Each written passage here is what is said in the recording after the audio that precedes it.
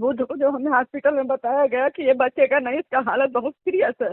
तो हम भी बुधवार को शाम को एचडीओ को फोन किए। हम बोले आप हॉस्पिटल आ सकते हैं? तो बोले हाँ हम 6 साढ़े 6 बजे आएंगे। लेकिन हॉस्पिटल वो नहीं आए तो फिर बेफे को हम फोन किए। हम बोले मेरा भाई मर जाएगा, आपको तो दूसरा कारीगर मिल जाएगा, हमको मिलेगा मेरा भाई नहीं मिलेगा। तब बोले हमको बहुत काम रहता है, कहीं काम रहता है। तो बोले हमें आपके काम से मतलब नहीं, मुझे मेरे भाई से मतलब। एक बार आप आ सकते थे, नहीं आए, नहीं ठीक। लेकिन शाम को फोन भी तो कर सकते थे कि हाँ किस लिए फोन की थी, क्या बात है। नमस्कार। उपभोक्ता मंच में आपका स्वागत है। विद्युत अधिकारियों की लापरवाही और संवेदनहीनता के चलते हमारे भाई की जान चली गई। यदि अच्छा इलाज हो जाता तो हमारा भाई हमारे बिच होता। मरने के बाद भी मुआवजे को लेकर परिजनों को परेशान किया जा रहा है। बगैर पूरी बात सुने अधिशासी अभियंता फोन काट देते हैं। ये आरोप है 10 अक्टूबर को वाराणसी शहरी द्वितीय खंड के विद्युत दुर्घटना में मृत संविदा कर्मी रिंकू बिंद के परिवार का। आक्रोशित क्षेत्रीय लोगों का कहना है कि यदि विद्युत विभाग मुआवजे को लेकर परिवार को परेशान करेगा और संविदा कर्मी के मौत के लिए जिम्मेदार अधिकारी दंडित नहीं होंगे तो बिंद समाज भी रोड पर उतरने के लिए मजबूर होगा। क्या विभाग धरना और रोड जाम किए बगैर पीड़ितों की नहीं सुनता? दुर्घटना में घायल मृत संविदा कर्मी की पत्नी और बहन के द्वारा उपभोक्ता मंच को विभागीय उदासीनता और लापरवाही के बारे में जो बातें बताई गई वह बेहद अमानवीय और घोर आपत्तिजनक हैं। दुखद बातचीत का सारांश आपके सामने है। ये मैं जानना चाहता था कि विद्युत विभाग से उनको कोई उनकी डेथ के बाद कोई मुआवजा, कोई धनराशि मिली है कि नहीं अभी तक? जी नहीं, जी नहीं, कुछ भी नहीं, एक भी पैसा कुछ भी नहीं? नहीं। जिस दिन उनकी मृत्यु हुई उस दिन हमको 25,000 दिया गया क्रियाक्रम के लिए और मुआवजे के लिए बोला गया था, जो अभी तक कुछ मतलब अभी तक नहीं मिला है। अच्छा, किसी ने संपर्क किया आपसे इस विषय पर?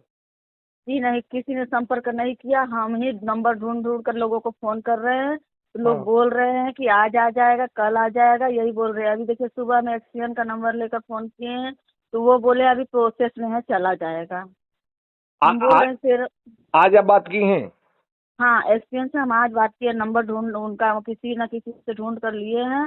वो फोन किए हैं कि रिंकू की दीदी बोल रही है, बताइए उसका एक छोटा सा लड़का है, बूढ़ी माँ है, वो है, कमाने का मात्र वो ही जरिया था। वो लोग जिएंगे खाएंगे कैसे? आप लोग बोले थे कि मट्टी का परवाह कर दीजिए, 1 दिन में 2 दिन में पैसा आपका चला जाएगा, 3-4 दिन में। तो बोल रहे हैं एक्सपीरियंस, बोले कि अरे छुट्टी था। मतलब मान लीजिए 4 दिन छुट्टी ही रख लेते हैं, फिर भी तो 14-15 दिन हो गया। बताइए सर, हुआ कि नहीं? हाँ, एकदम हुआ। हाँ, हाँ, तो इस पर क्या कहा बोले उन्होंने? कहा प्रोसेस में है, चला जाएगा। पूरा बात सुने बगैर ही फोन काट देते हैं। तो हम पूछना चाह रहे थे उनसे कि मतलब प्रोसेस में है तो चला जाएगा, कब चला जाएगा बताएंगे कुछ? लेकिन फोन सुनते ही नहीं है, काट देते हैं सब। अच्छा, पूरी बात सुने बिना फोन काट दे रहे हैं? हाँ हाँ, पूरी बात नहीं सुन रहे। जैसे हम उनसे पूछना चाह रहे थे कि मतलब चला जाएगा, कब चला जाएगा, कुछ बताएंगे, लेकिन सुने ही नहीं, फोन काट आपकी दिया, अपना बात कह दिए बस। एक्सीडेंट से बात हुई है आपकी अभी? हाँ हाँ, हुई है। अच्छा, बस तो बोल दिए प्रोसेस में है, चला जाएगा, काट दिए। लेकिन हम क्या कहना चाह रहे हैं वो नहीं सुन रहे हैं। अच्छा। अच्छा, उस दिन जब इनकी डेथ हुई, ये जी जब दुर्घटना में घायल हुए तो घर वालों को कब इसकी जानकारी दी गई? देखिए, ये हमारे घर पे शनिवार को न हुआ था उसका एक्सीडेंट। हम तो ससुराल में थे। शनिवार को जब वो गिरा तो कब बजे गिरा ये हम लोग को नहीं पता। लेकिन अच्छा। हमारे घर पर ये लोग 6-6:30 के बीच में लाए हैं और उसको थोड़ा सा टाका लगा था। हम लोग से बताया गया था वो सीढ़ी से गिर गया है। तो हम लोग को मतलब मम्मी लोग को भी लगा कि चलो गिर गया है, टाका लगाया ठीक होगा। लेकिन रात में जब 12-12:30 बजा तो उसका तबीयत बिगड़ने लगा। उसको उल्टी बहुत होने लगा। उस समय कोई उपचार भी हम नहीं करा सकते थे। फिर सुबह ही हम अपने ससुराल से यहाँ आए। तो उनको बगल में हम क्लिनिक है वहां पर लेके गए। क्या पता उल्टी उल्टी हो रहा है तो दवा पानी चढ़ेगा तो ठीक हो जाएगा। एक आध बोतल ग्लूकोज चढ़वाए, लेकिन उसका तबीयत जब परिवर्तन नहीं हुआ उसकी तबीयत में, तो फिर हम उसको एसएससी पांडेपुर लेकर गए। वहां से फिर रेफर कर दिया उपकार में। उपकार में ले जाने के बाद एचडीओ एचडीओ है ना, हाँ, तो वो वहां पर थे। तो हम्म। उनसे जब वहां पर थे तो हम लेकर गए उपकार में, तो संडे को उपकार में लेकर गए 7:30 बजे। फिर मंडे मंडे के रात में 7:30 सुबह। नहीं नहीं, संडे को शाम को 7:30 बजे हम उपकार हॉस्पिटल में गए। ठीक है। हाँ। हाँ, तो वहां पर जाने के बाद सुबह मंडे को उनको वेंटिलेटर पर रख दिया जाता है। हम्म। तो एचडीओ साहब आते हैं तो पूछते हैं कौन सा डॉक्टर उनका इलाज कर रहे हैं, तो हम उनसे कहते हैं कि हम लोग को तो समझ में नहीं आएगा, एक बार आप पूछ लीजिए कौन सा डॉक्टर उनका इलाज कर रहे हैं, उनको कौन सा मेडिसिन दिया जा रहा है। ये सब पूछ सकते थे वो ना, लेकिन बोले कि नहीं, ये लोग हमको नहीं बताएंगे, ये आपको बताएंगे। हम कहे ठीक है, हमारे घर में कोई नहीं है, मेरे पापा भी नहीं, मेरे चाचा भी नहीं, हमको उतनी जानकारी नहीं है, तो आप पूछ सकते हैं ना। लेकिन उन लोगों ने पूछना उचित नहीं समझा सर, नहीं पूछे कुछ। फिर भी हम गए, पता किए कि इनका डॉक्टर कौन सा डॉक्टर इलाज कर रहा है, लेकिन हमको भी क्लियर नहीं पता किए। हम बोले उसका सीटी हुआ, सीटी में डॉक्टर हमको बुलाए, बोले बेटा इसका पूरा ब्लड जम गया है। हम बोले ठीक है, वेंटिलेटर पे रखे हैं, ब्लड जम गया है, तो खाली वेंटिलेटर पर रख के आप लोग कर क्या रहे हैं, कोई इलाज उलाज कर रहे हैं? तो बोले नहीं, ब्लड फटने का इंतजार कर रहे हैं। बताइए सर, अगर कोई होता, उन लोग छानबीन किए होते तो मेरा भाई शायद बच सकता था। और विभाग के किसी आदमी ने डॉक्टर से बात नहीं किया? नहीं किए। एचडीओ साहब आप मेरे सामने भी बात करवा सकते हैं उनसे। मैंने उनको बोला कि आप जाइए, पूछिए कौन सा डॉक्टर उनका इलाज कर रहे हैं, उनके जांच में क्या आया है। तो बोले फाइल पूछिए कौन सा फाइल है। हम बोले चलिए जाइए, आप पूछ चलिए।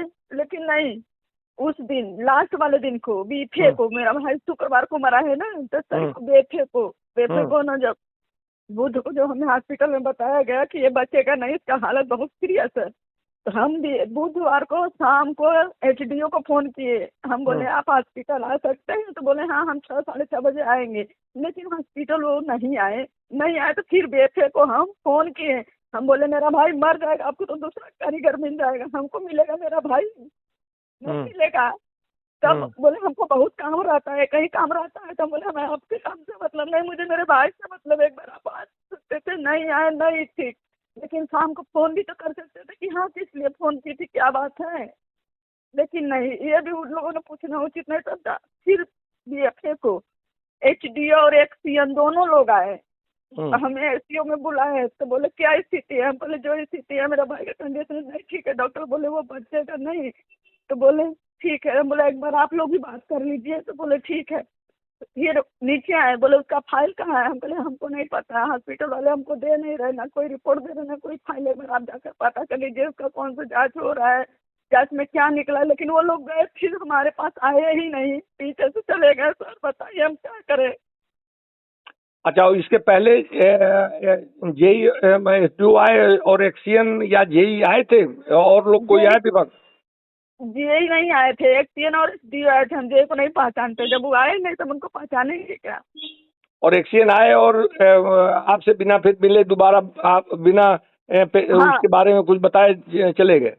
हाँ, हॉस्पिटल में जब हम बोले कि जाइए ऊपर आईसीयू में, आप उसका फाइल देखिए, और हम मतलब फाइल देखकर कुछ बताएंगे, लेकिन वो फाइल देखते ही रह गए, किधर से चले गए। हम लोगों ने देखा भी नहीं कि कहाँ से वो निकल गए, चले गए। जब मेरा भैया गए, पूछे कि आप क्यों चले गए, तो क्या मैं मिल कर गया हूँ। बोला कहाँ मिल कर गए हैं? हम लोगों से नहीं मिले, हम लोग दरवाजे पर ही कर इंतजार कर रहे थे, लेकिन मिले नहीं। शायद वो लोग कोशिश करते तो मेरा भाई बच जाता, लेकिन नहीं। मैंने इसीलिए उनको फोन किया कि आप आइए और पूछिए इससे वेंटिलेटर में रखकर कर क्या रहा है। लेकिन वो लोग नहीं आए उस दिन, और शुक्रवार को सुबह मेरा भाई 3 बजे मर गया। बताइए,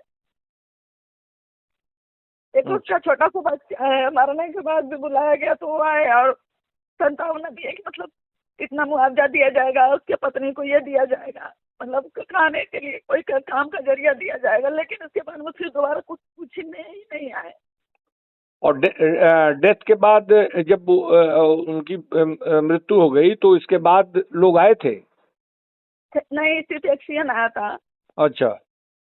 हाँ, तो वो बोले, उसका उनका वीडियो भी मेरे पास है, क्या क्या बोले हैं। लेकिन वो अभी आज 14-15 दिन हो गया, कुछ भी नहीं सहायता किए हैं। उनके बीवी उसके बच्चे देखकर इतना दया लग रहा है। सर अपने घर नहीं जा पा रहे हैं, क्या करें, लोग कैसे खाएंगे बताइए? कमाने का एक वही जरिया था, कैसे जिएगी वो, अपने बच्चे को लेकर कैसे